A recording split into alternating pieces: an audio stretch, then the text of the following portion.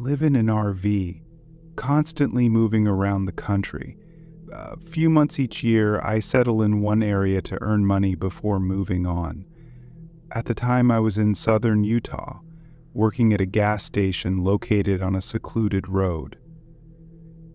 It was mainly used by locals trying to avoid freeway traffic, and apart from the station, there was nothing else on this route. The job suited me, as the location didn't matter in my lifestyle. After over a month of working random shifts, I found myself on the 10 p.m. to 6 a.m. schedule. That night was uneventful until about 1 a.m. when a customer pulled into the parking lot. He parked right in front of the door. I went to the counter to greet him. The man stepped out of his car, nodded, and smiled at me, then wandered into the aisles, whistling as he browsed. He picked up and examined various items without seeming interested in buying anything. Eventually, he left without making a purchase, but I didn't think much of it. Moments later, he returned. Through his car's clear windshield, I had seen him rummaging in the back seat before walking back into the store. His return made me uneasy, but I tried to stay calm. He initiated some small talk, and despite my overthinking, I responded casually. Then he asked for help with his car's tires, claiming they needed air. We didn't have air pumps at the station, but I carried a handheld air compressor for emergencies. I followed him outside and checked his tire, which turned out to be properly inflated. As I stood up to inform him, I was met with a punch to my face. Stunned, I fell to the ground, and he began kicking me relentlessly. I screamed and tried to shield myself, but the beating was brutal. Finally, he stopped and, to my horror, pulled a knife from his belt. Without hesitation, he slashed my neck. As blood gushed from the wound, I instinctively pressed my hands to my throat, though I knew survival was unlikely. Playing dead seemed my only chance. I heard him return to the store, then later approach me again. I stayed motionless, holding my breath as he looked at me. After what felt like an eternity, he left in his car. Once the sound of his engine faded, I stumbled back into the store, barely conscious. Through my haze, I spotted my phone near the cash register. Dialing 911, I reported my location and injury before collapsing. When I woke, I was in a hospital bed. A nurse called the doctor as soon as she saw I was awake. Memories of the attack hit me, and I checked my neck, finding it heavily bandaged. Miraculously, I had survived, because the knife hadn't cut deep enough to sever any major veins, including my jugular. Surviving was an outcome I hadn't dared to hope for. I had only wanted someone to find my body and inform my family. Grateful yet deeply scarred, I vowed never to work the night shift again, especially alone in such isolation.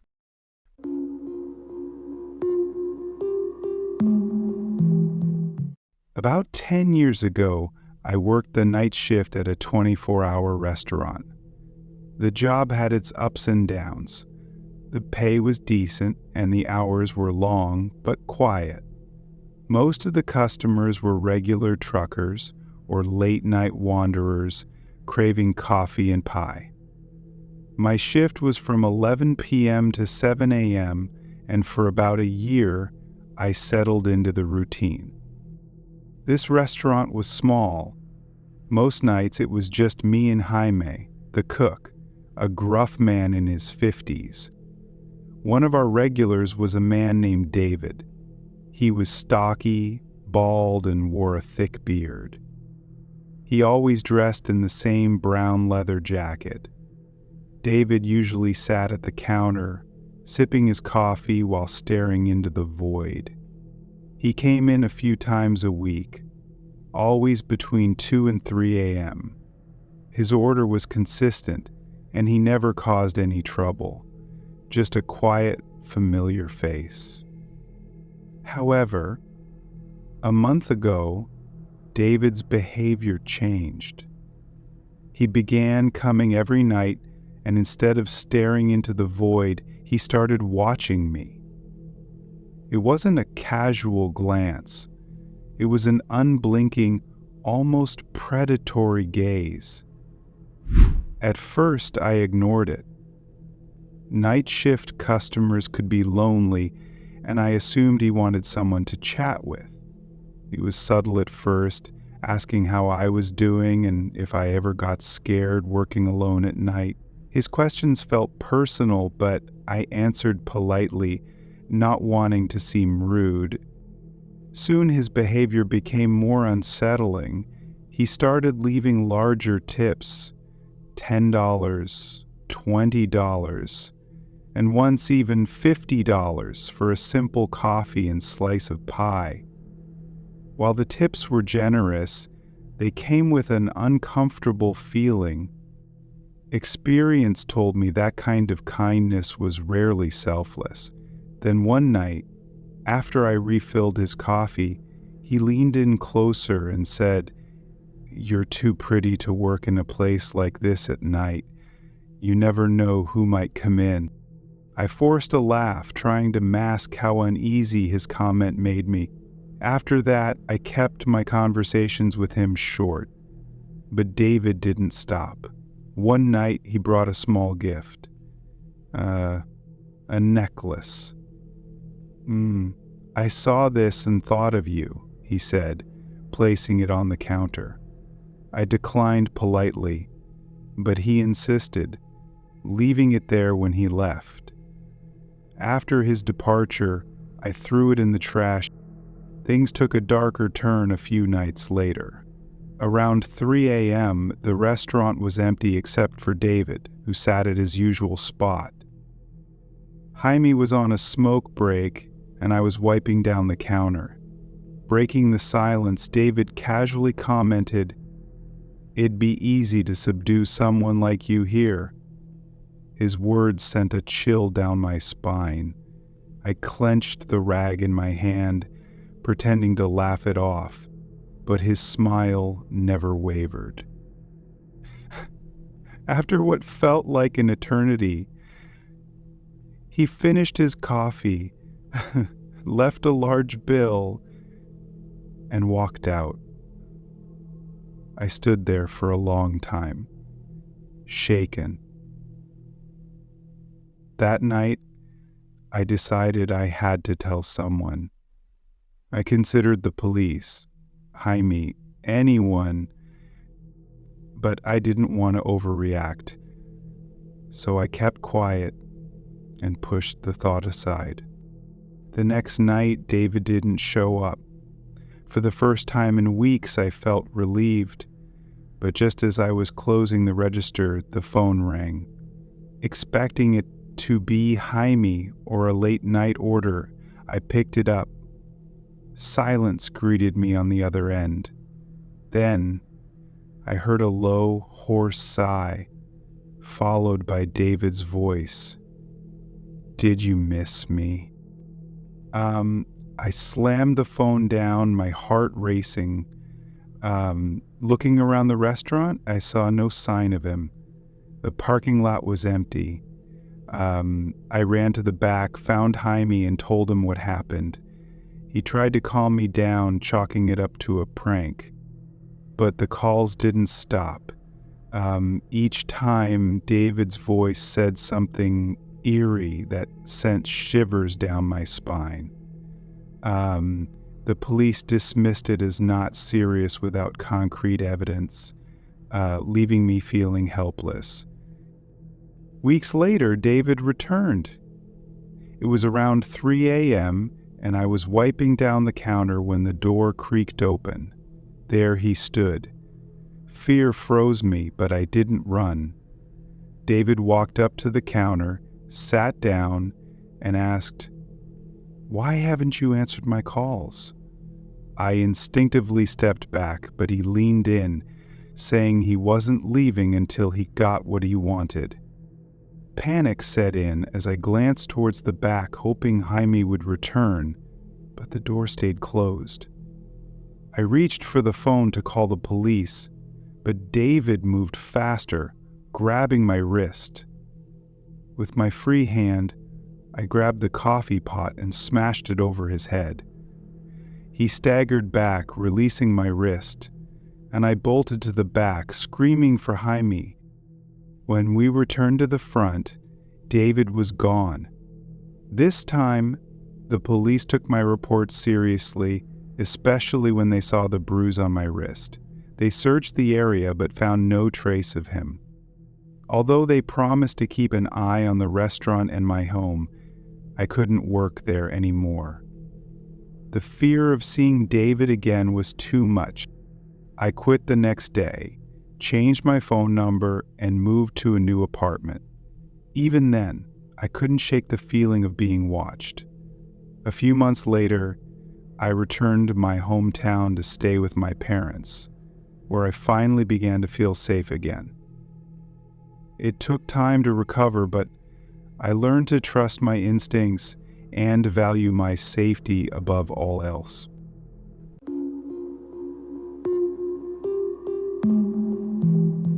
I was 25 when this happened.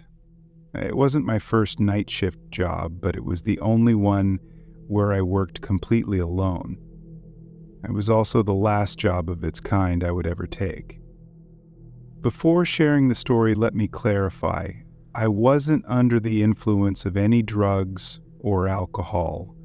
In fact, I was as sober as possible, having recently completed a drug treatment program and detox.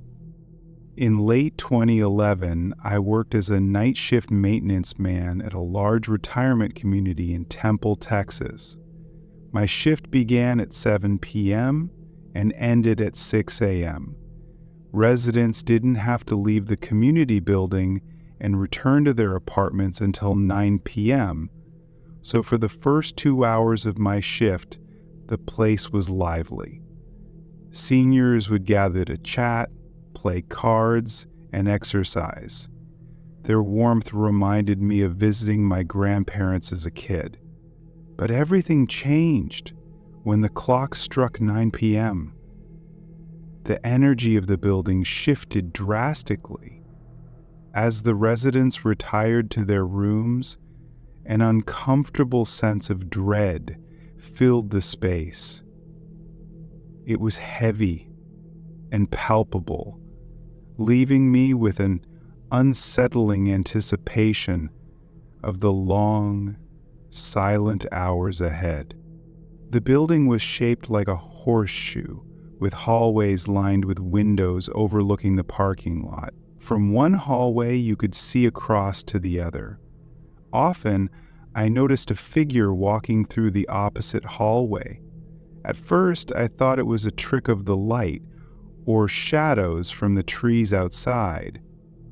But deep down, I knew that explanation didn't fit. The figure appeared almost every night. It seemed to mirror my movements, stopping when I stopped and moving when I moved. If I approached to get a closer look, it would vanish.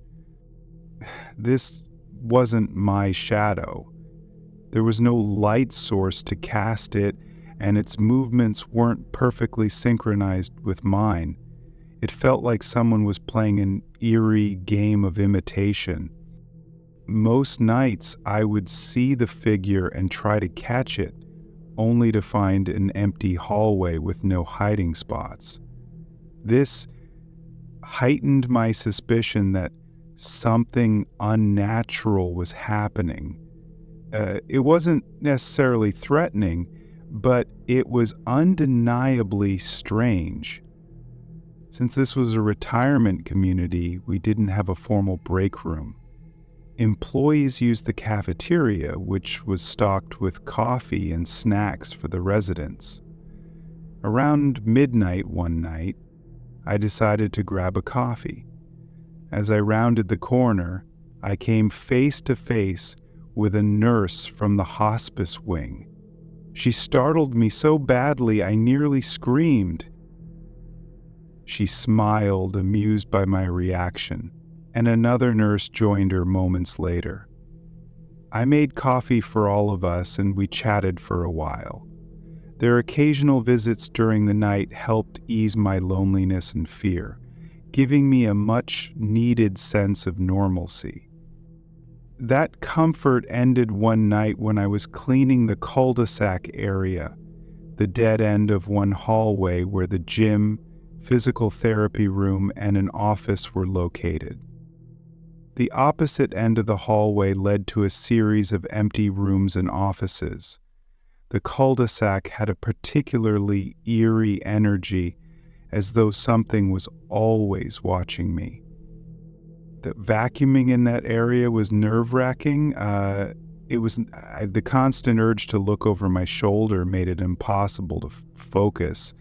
That night, everything seemed normal until I noticed something outside the window overlooking the employee parking lot. Standing in the shadows was a tall, thin figure. It was partially physical and partially transparent, blending into the darkness. It stood about 8 feet tall, but disappeared at the legs, as though it had no feet. Its torso was bare, revealing misshapen ribs and bluish-white, corpse-like skin. Its unnaturally long arms ended in claw-like fingers.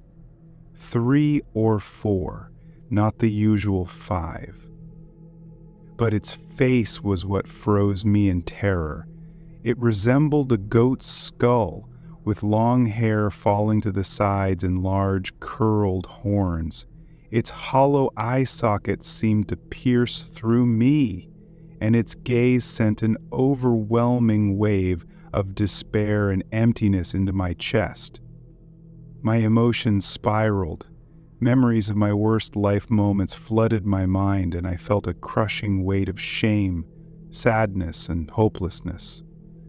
Tears streamed down my face as I dropped to my knees, clutching my chest and struggling to breathe. I curled into a fetal position, convinced I was about to die.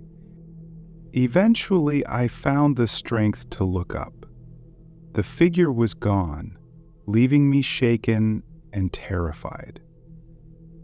After that night, I refused to clean the cul-de-sac alone. I made sure to finish my work there before the residents returned to their apartments. I couldn't leave the job at the time, so I forced myself to endure the nightly fear. I tried to distract myself with music and conversations with the nurses, but I never told anyone about the figure. The thought of scaring the residents, especially those in palliative care, was too cruel.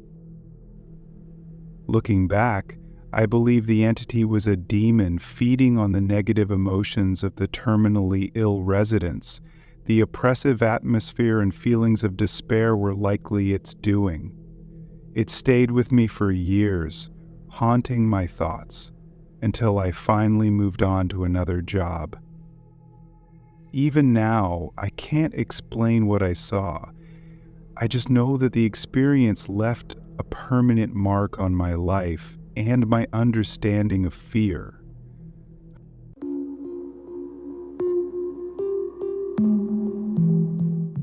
I've been a registered nurse in a general hospital for about 3 years. It's one of the toughest yet most rewarding jobs, as it revolves around helping people during their most vulnerable moments. I work in the intensive care unit, which means most of my patients are in serious condition. While my primary responsibility is administering medication and monitoring patients, I occasionally assist in the emergency department. The emergency area often sees patients with minor issues, like fibromyalgia, or other conditions that could easily be managed at home. Many of these cases require nothing more than over-the-counter medications. However, there are times when we treat patients who genuinely need urgent care. In such cases, we do everything possible to help. One patient I'll never forget was an elderly man named Wen. He was admitted with a severe bacterial infection shortly after his wife had passed away. Wen was the kindest, most gentle man I'd ever met. Caring for him wasn't just a duty, it felt like a privilege. He radiated a warmth and tenderness that I can't fully explain. Wen often talked about his late wife, sharing stories about how they met and how much he loved her. He also frequently expressed concern for his 3 dogs, saying he missed them dearly and couldn't wait to return home to them. Hearing this broke my heart, as I knew his condition was fragile and he might never see his dogs again. As a nurse, it's our job to provide emotional support to patients. Though not all nurses take this responsibility seriously, I believe in treating patients with dignity and compassion, knowing that one day I might be in their position, hoping for the same care. One day, Wen looked at me with tears in his eyes and thanked me for everything I had done for him. His words struck a deep chord, leaving me with an ache in my chest. A day later, Wen passed away. I cried for nearly a week. While other nurses were saddened by his death, they didn't feel the same deep grief I did. Wen had become someone I genuinely cared about, and losing him felt like losing a family member. Weeks passed, and though Wen occasionally crossed my mind, I began to move on. Then one night, while discussing a patient's medical history at the reception desk, my colleague asked me to retrieve a piece of equipment from the hospital basement. The basement was where we stored medical supplies and equipment. Though it wasn't common for us to go down there, it wasn't unusual either. I took the elevator, and as the doors opened, I turned on the lights. An uneasy feeling washed over me, unlike anything I'd experienced before. Basements are inherently creepy, especially in hospitals. But this was different. It felt like a heavy dread was radiating from somewhere within, shaking off the discomfort. I walked down the narrow hallway to grab the equipment from a shelf, and as I reached for it, I could have sworn I heard faint footsteps behind me. The sound wasn't like someone wearing shoes.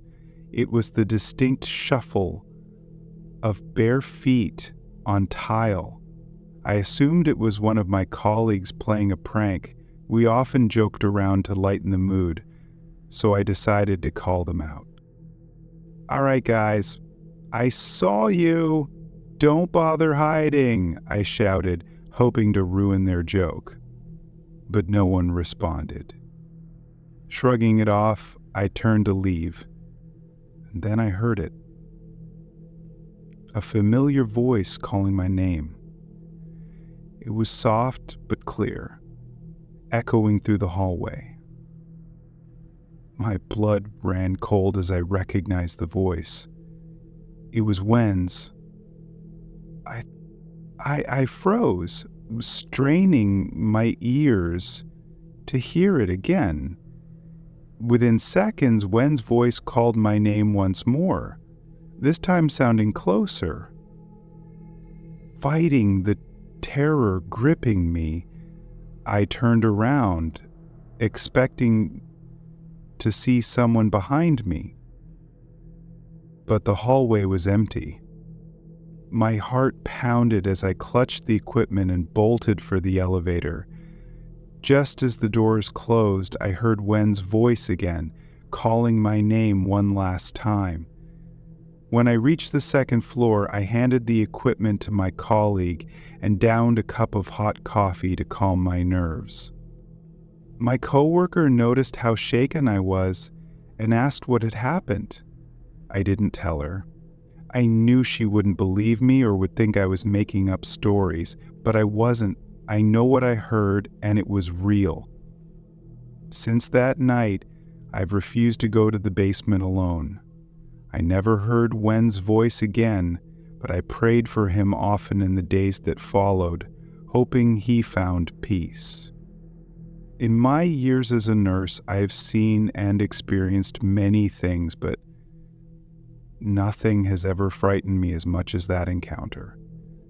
It's a memory that stays with me, a reminder that some bonds transcend life itself.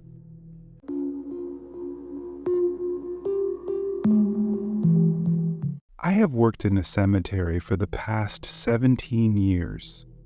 Most of those years, I've been on the night shift from 11 p.m. to 7 a.m. In my opinion, working at night has its perks. It pays an extra $2 an hour, and there's far less activity compared to the day shift. During the day, employees have to manage burials, prepare graves, and arrange areas for grieving families. A tedious and emotionally taxing job.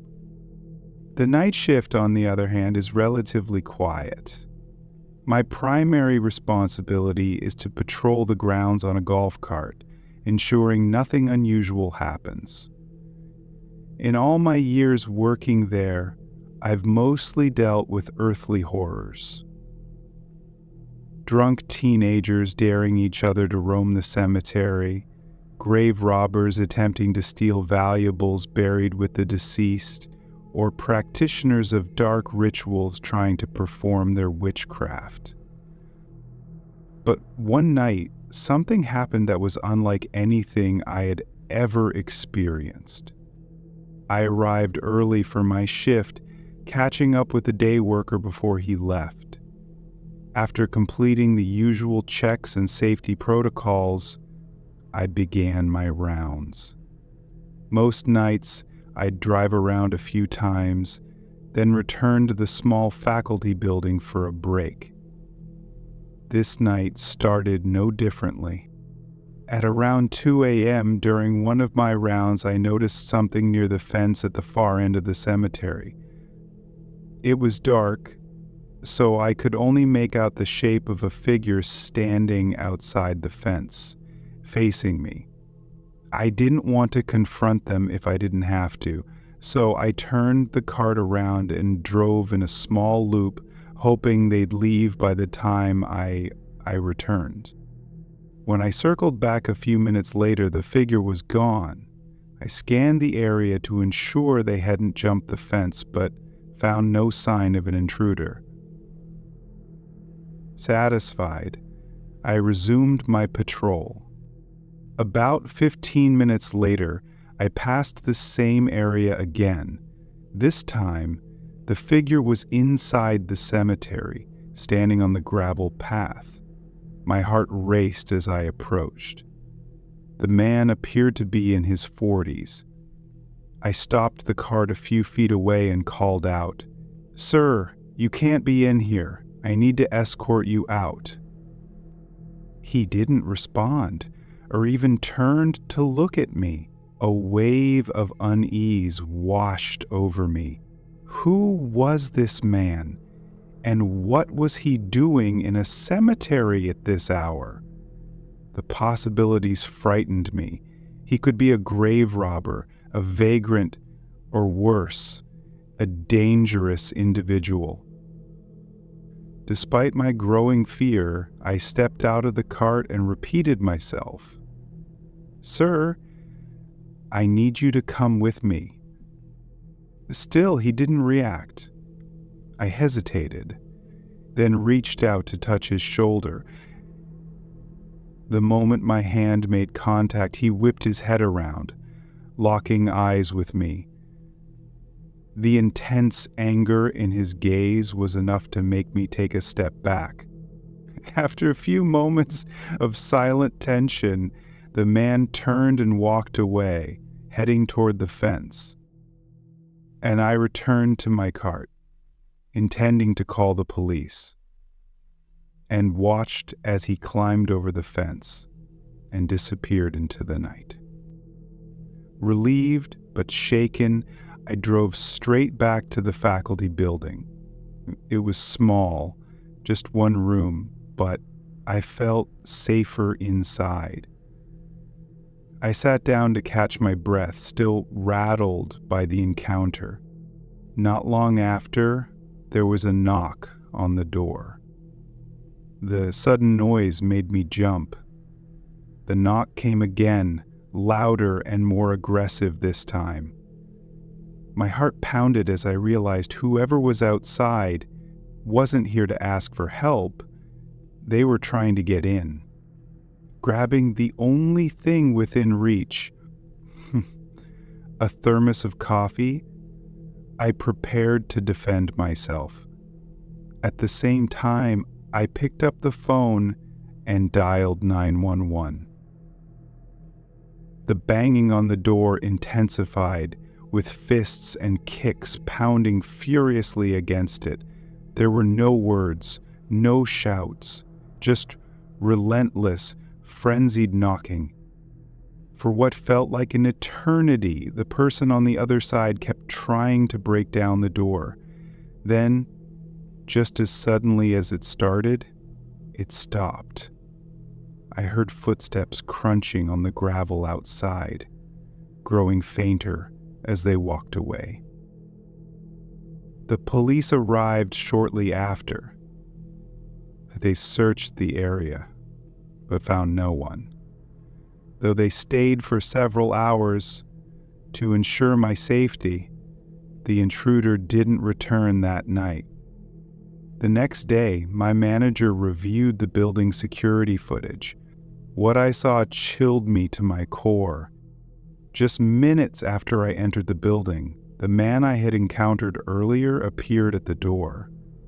He stood there silently for nearly 15 minutes before he began banging on it. His attacks were wild and unhinged, using his arms, legs, and even his head. His behavior was frenzied, like someone completely enraged. Watching the footage, I couldn't stop thinking about what could have happened if he'd managed to break in. The thought sent shivers down my spine. The video was turned over to the police as evidence, but the man was never identified. After that incident, I requested permission to carry a weapon during my shift. The company approved, and I've continued working at the cemetery ever since. That was 6 years ago. Though I've never seen that man again, the memory of that night still haunts me.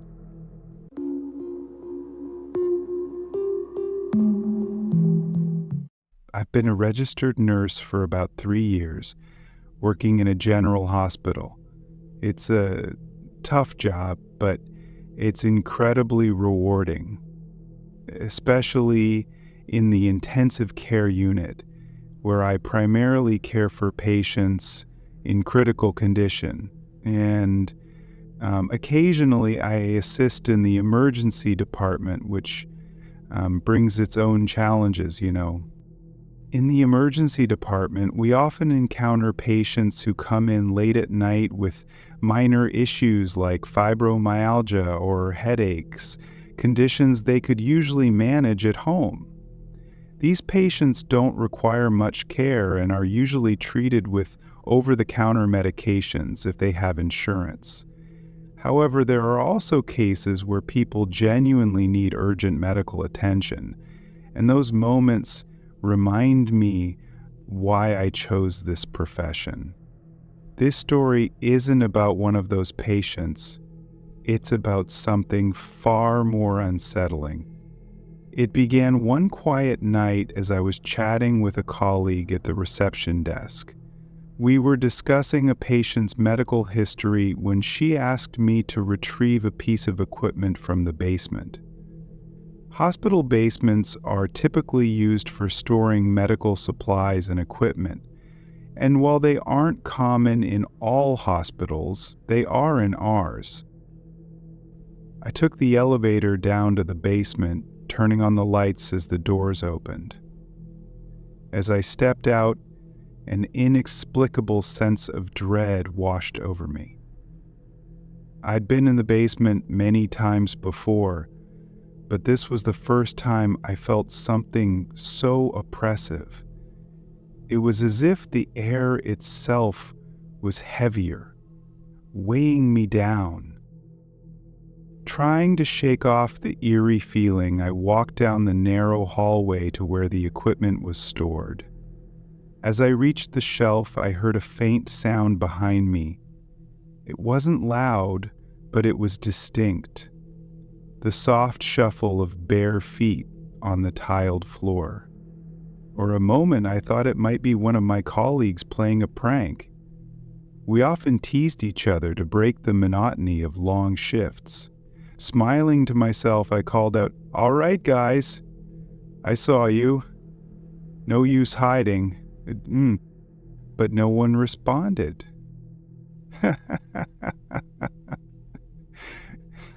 Shrugging it off, I grabbed the equipment and turned to leave. As I walked back toward the elevator, I froze in my tracks. I heard it again. A voice calling my name. It wasn't loud, but it was unmistakable. My heart skipped a beat as I recognized the voice. It was Wen's. Wen was one of my former patients, a sweet elderly man who had passed away in our care. During his time in the hospital, I had grown close to him. His kindness and gentle demeanor had touched my heart.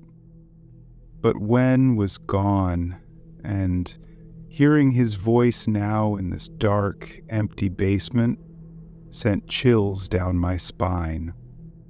I stood there, listening, hoping I was imagining things. Then I heard it again.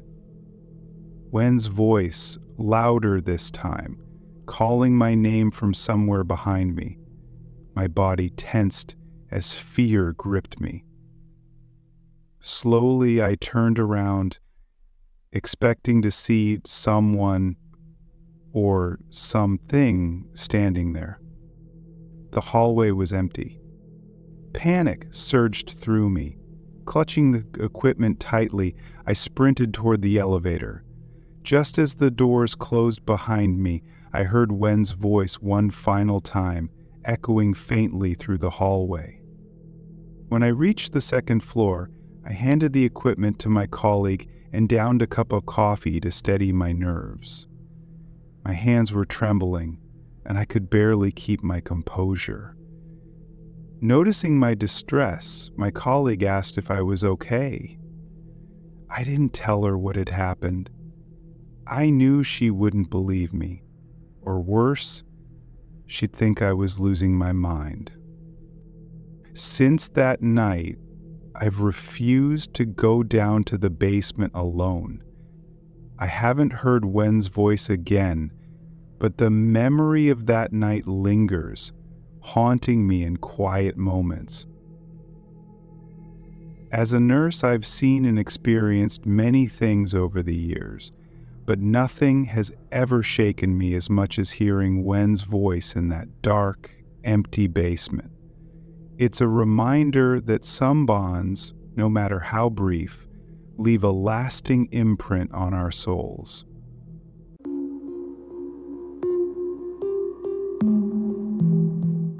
I've been a night security guard for a few years now. It's not a bad job, easy money most of the time.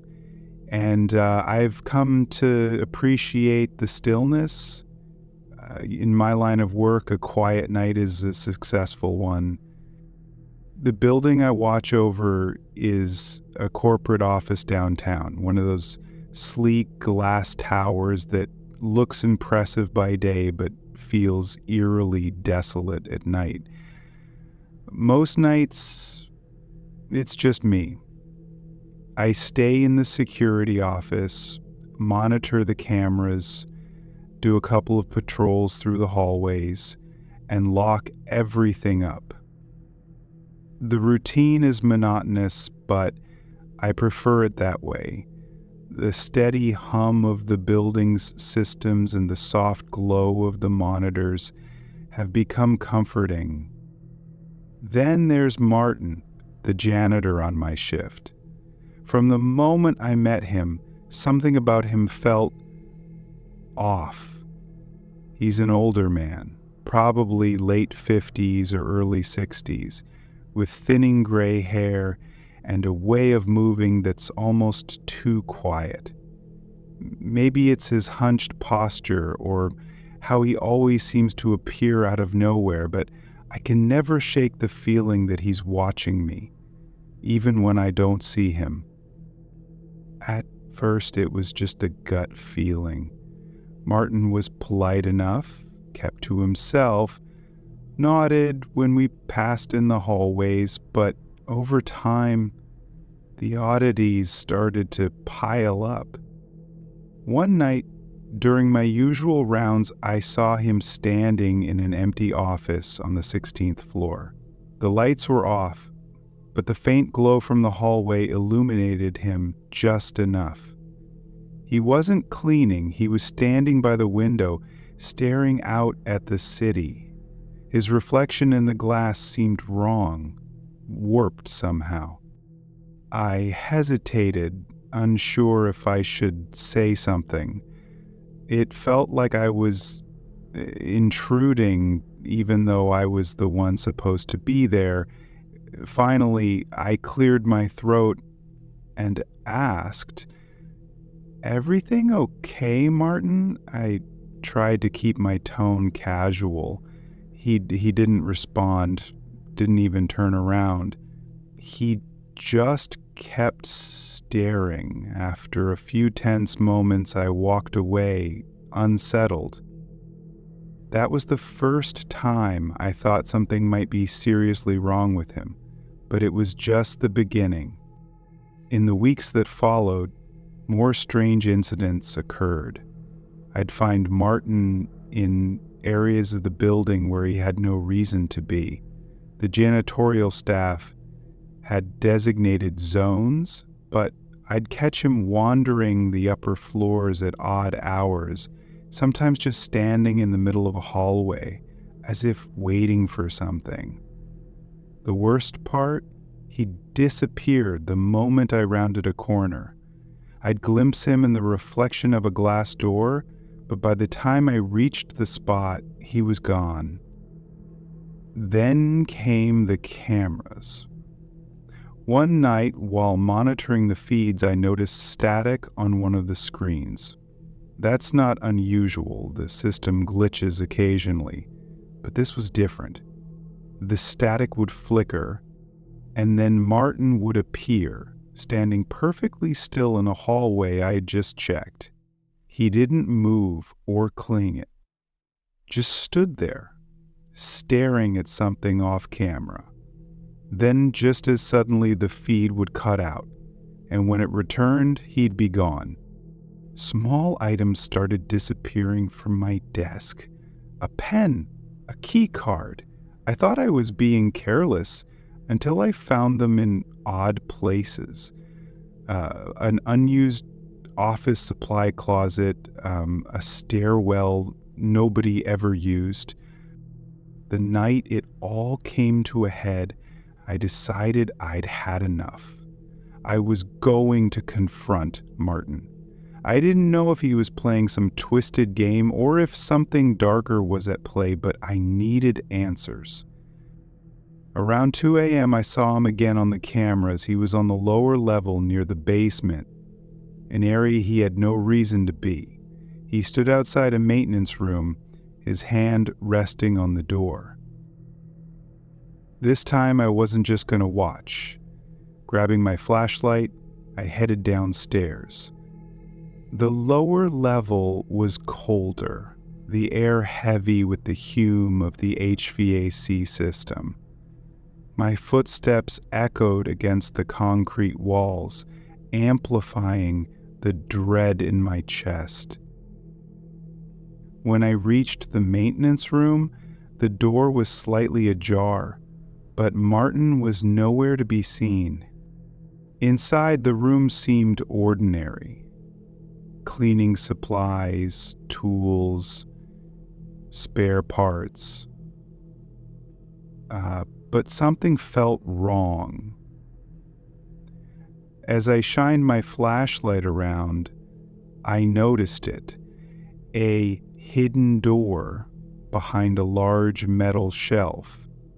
It had no handle, just a keyhole and a rusted plaque that read, "Inside, walk in the shadows of the mortal world." My heart pounded as I found a key on the shelf that fit the lock. Taking a deep breath, I turned it. The door creaked open, revealing a narrow stairwell descending into darkness. The air grew colder with each step, the smell musty and metallic. My flashlight flickered, casting distorted shadows on the walls. At the bottom of the stairs was another door, older and warped with age. I opened it and froze. The small room was filled with unsettling items, photographs, personal effects, blood-stained rags, tufts of hair, even bones. In the center of the room was a rusted cot. On it lay a faded family photograph, Martin's family. Before I could process what I was seeing, the door slammed shut behind me. I spun around, flashlight shaking, and there he was. Martin stood in the doorway, his expression calm, his eyes cold. "You shouldn't have come down here," he said softly. "What is this place?" I stammered. He smiled, a slow, chilling smile. "This," he gestured to the room, "is where I keep the things I care about." I didn't wait to see what he would do next. I shoved past him and ran up the stairs, his footsteps echoing behind me. When I reached the top, I slammed the door shut and locked it. Back in the security office, I called the police, hands trembling as I described what I'd found. By the time they arrived, Martin was gone. The room in the basement was still there, its contents enough to launch an investigation, but they never found him. I quit the next morning. Months have passed, but I can't shake the feeling that he's still out there. Sometimes, late at night, I swear I hear footsteps echoing in empty hallways. Only now, I'm not there to stop him.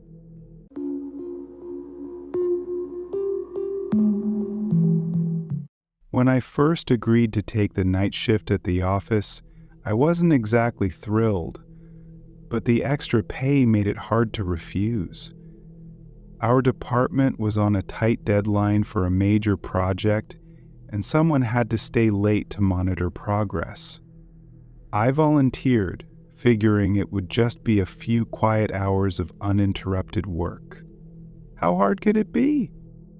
The office was your typical corporate space, hours of cubicles, a break room with a perpetually malfunctioning coffee machine, and fluorescent lights that buzzed just enough to make you question your sanity. During the day, the place hummed with life, phones ringing, keyboards clacking, conversations overlapping. At night, however, it was a completely different story. An empty office after hours feels eerie in a way that's hard to describe. The cubicles stretched out like an endless maze, their shadows distorted by the dim emergency lights.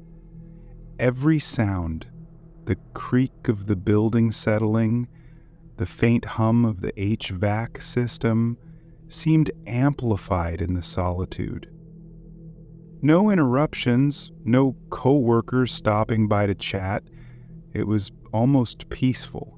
But after a few nights, that peace began to feel more like isolation. Then things started happening. It began innocently enough.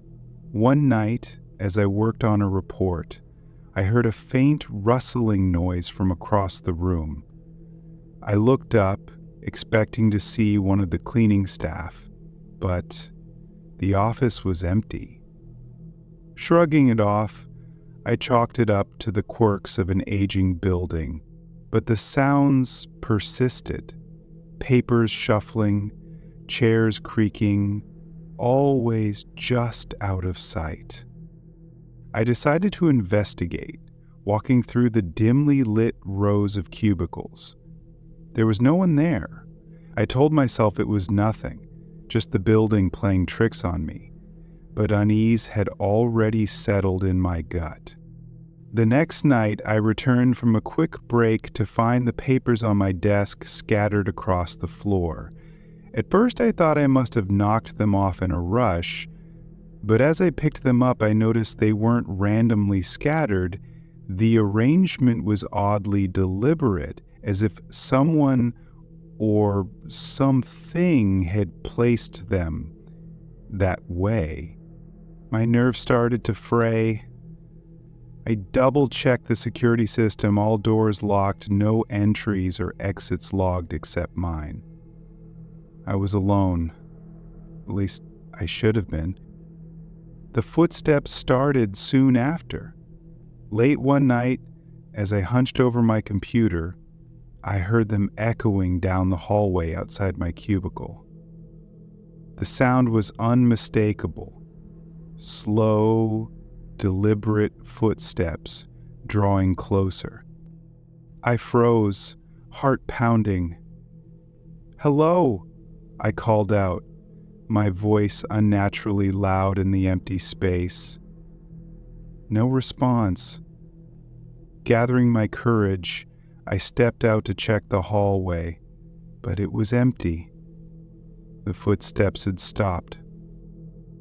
I tried to convince myself it was just fatigue playing tricks on me, but the events kept escalating. Shadows began flickering at the edges of my vision. I turned to look, but nothing would be there.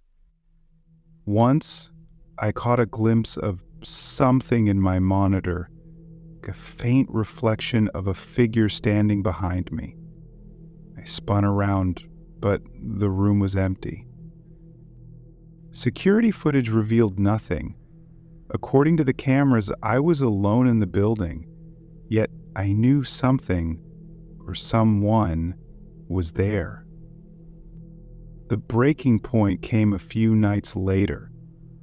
I was working late when the lights began to flicker. A shadow moved across the far wall, and for the briefest moment, I saw her. She stood at the edge of the office, barely visible in the dim light. Pale skin, hollow eyes, and hair that hung limp around her face. I couldn't move. My breath caught in my throat as she took a step closer, her presence radiating cold dread. The lights flickered again, and she vanished. Terrified, I grabbed my things and bolted for the door, leaving everything behind. I didn't stop running until I was outside, gulping the cool night air. The next day, I started asking around, trying to make sense of what I'd seen. That's when I learned about her. Years ago, an employee had died in the office, alone, late at night. A heart attack, they said. She wasn't found until the cleaning crew arrived the next morning, her eyes wide open, staring at the ceiling. It explained everything: the whispers, the footsteps, the shadows that danced in the corner of my vision. She was still there, lingering, trapped. I quit the night shift after that. I didn't bother explaining to my boss. What could I say? I moved to a different job in a different building and I swore off working late. But I still think about her sometimes, about the emptiness in her eyes. The office is still there and people still work late shifts. But no one talks about the strange occurrences anymore. The cleaning crew has their own stories. Footsteps, whispers, the feeling of being watched. But they know better than to stay too long after dark. And me? I'll never forget that night. Because sometimes when the lights flicker or the air grows unnaturally cold, I feel her presence again, as if she's found a way to follow me